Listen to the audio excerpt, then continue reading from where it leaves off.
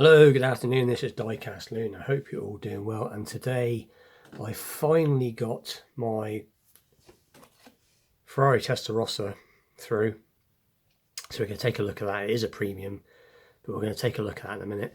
And another couple of cars that have come through from eBay that I ordered, and that's this mystery little cardboard tube, so we're going to take a look at that in a second.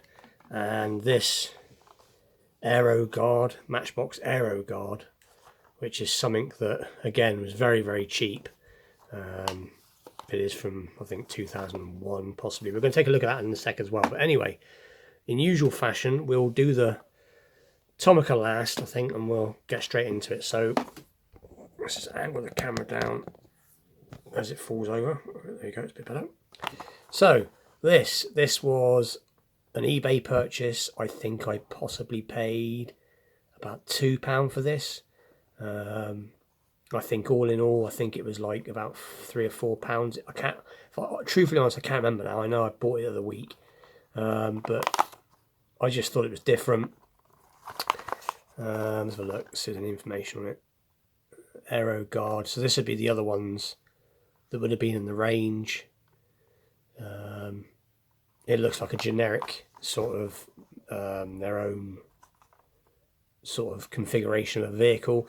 I think it's supposed to be in an airport sort of, a bit like a fire engine for the airport. I'm just trying to look for a copyright date. Yeah, 2001. So it's been in this box a fair while. But anyway, as we all know on this channel, I do open, but nonetheless I will open it without destroying the box if possible. Let's see if we can do this.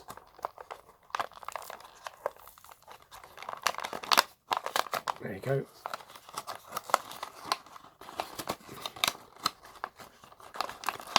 And there it is.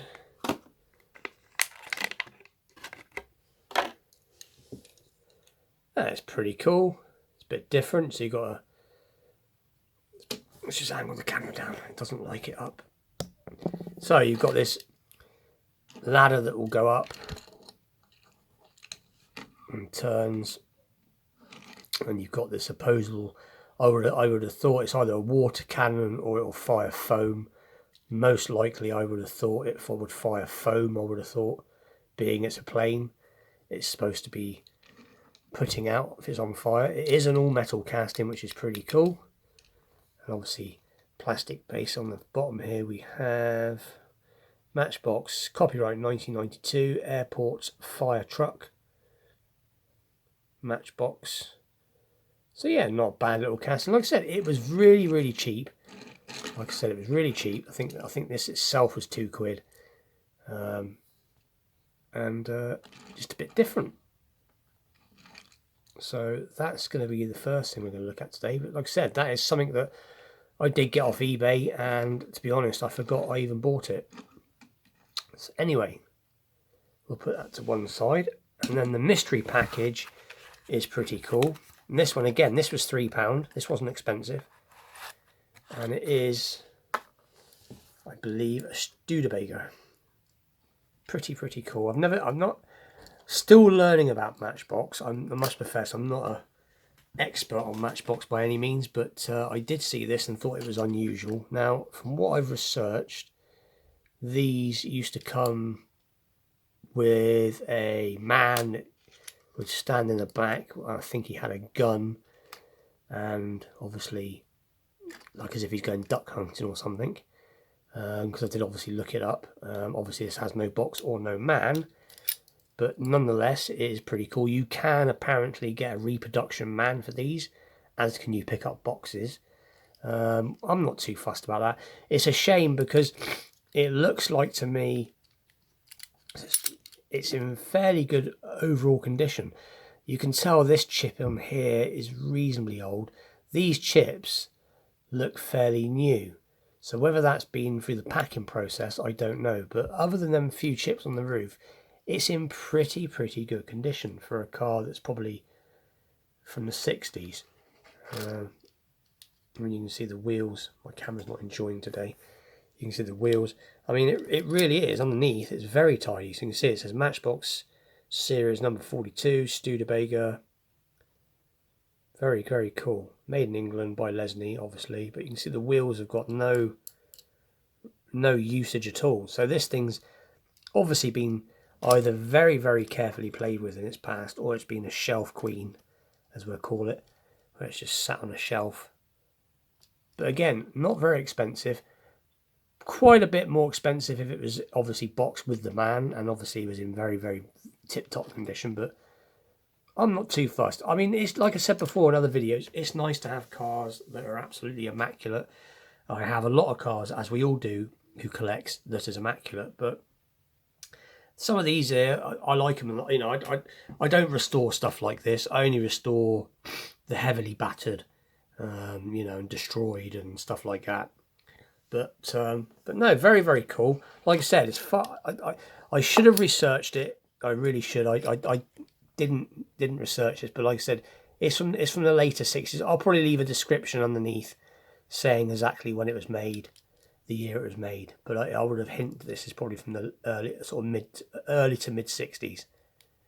It's what they call the standard wheel. This is obviously way before the Superfast, or before the Superfast. I don't know if they made this one into a Superfast or not. But anyway, so I thought that was pretty cool for £3. So I'll put that to one side, and then move that, and then we'll take a look at this. So I have been waiting for this for quite a while. This one actually came from, I think I ordered this one from China. I think it was £8 and a few pound postage, I think, or I can't remember now, but it wasn't a lot. It's, from what I can remember, it was under £12. It wasn't a lot, and it didn't do too bad. It took about two and a half weeks to turn up. Came in this nice little plastic boxing, which we will remove a second, which is always handy to keep. So if we can bear with me a sec, I think I'll just pause it because you don't have to hear all this noise. And there we go, it's out of the outer packaging now, which is pretty cool. So as you can see, it's got the Ferrari license in, and this is the earlier Testarossa, so it would have been from the sort of, off the top of my head, I think this is a mid-80s model. But very, very cool. Like I said in a previous video, I've just bought myself Tomica Limited Vintage. It is the Ferrari Tester, but it's the, I think it's the 512 TR, I think. So it's the slightly facelifted version of this. And obviously, being it's the limited vintage, it'll have rubber tyres, metal base, and all that good stuff, and it will be to scale. Whereas obviously these premiums, this is 161 scale. But I must admit, I'm really enjoying this brand. I think they do some really good stuff. You know, I like the way the boxes, you know, I like the boxes give, you know, it would give very good information if you could read the Chinese or Japanese language. I'm not quite sure, but still very nice box. But let's take a look at the car anyway.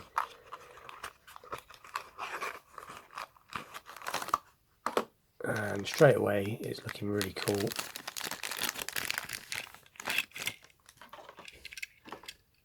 And there it is. Very nicely done. So, got the big, huge side vents there. And got the 4 exhausts. You can see that it is an actual horse. It's not just some, I don't know why my camera's not working today. Just have to hang on a sec. Still really isn't enjoying for some reason. Let's try that. That's a bit better, but yeah, you can see the prancing horse there. Ferrari logo across the back. I like the way that they do actually make the interiors pretty much spot on. You've got the actual black dash, which it would have had a black top dash in the real car. And you've got, what we've got here, Tomica, Duplex 2018, Testarossa, made in Vietnam.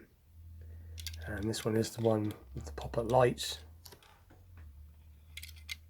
which is pretty cool. But these in real life were a absolutely huge, not so much a long car, very wide. These are very wide cars. I do believe he's had a 5 litre. I'm not quite sure the exact literage, but it was at least a 5 litre V12. But by today's standards, these things are actually quite... They're not the fastest car. I think at one point these were one of the fastest cars in the world, I believe, back in the day when it was out. But I watched an episode of I'm trying to think what it's called now, the Grand Tour, where they had the Lamborghini Countach and this particular type of car racing against each other, and it was surprising how slow they are. I think the Honda Civic was quicker. But anyway, it is a very cool little car nonetheless. Got some details down there. Very nicely made. Do like the fact it has pop-up lights. It has suspension as well. Rolls nice. But yeah, very, very cool. So that is today's cars. Let's just angle the camera up a little bit. But sorry I didn't do my research on the cars like I usually, as you know, all you lot know out there that subscribe to me, I do usually research. But had a bit of an unusual night last night. Didn't have a lot of sleep, so I've been a bit lazy and just thought I'd show the cars. But one quick thing before I go, I will say that the KM diecast, that's who won the giveaway box, and I do believe that was on the Sunday just gone, so that would have been, off the top of my head, I've forgotten, was it the 8th? What are we on now? Anyway, they haven't got in contact with me, so it's been, as I said, it's been a week now, so I'm going to give you, KM diecast, I'm going to give you another 24 hours, and if I don't hear anything within 24 hours, I'm going to have to do a redraw. So everybody that's watching this, just keep an eye out, because there's a chance to, I've kept all the names in the bowl, and I'm going to do a redraw. If I don't hear anything within the next 24 hours, I'm going to do a redraw, unfortunately, because I've heard nothing. I've even checked their channel out, and they haven't uploaded a video for a while. So I'm going to continue to see if I can do something to get hold of them. But if anybody knows them, can give them a message for me, that'd be much appreciated, because like I said, they've obviously won the 200 subscriber giveaway. But anyway, that being said, please like and subscribe, and stay tuned, because I'm hoping that for Monday my TLV will be here, so to speak, so that should be interesting. That one I will research properly. But anyway, see you all soon. Thanks for watching.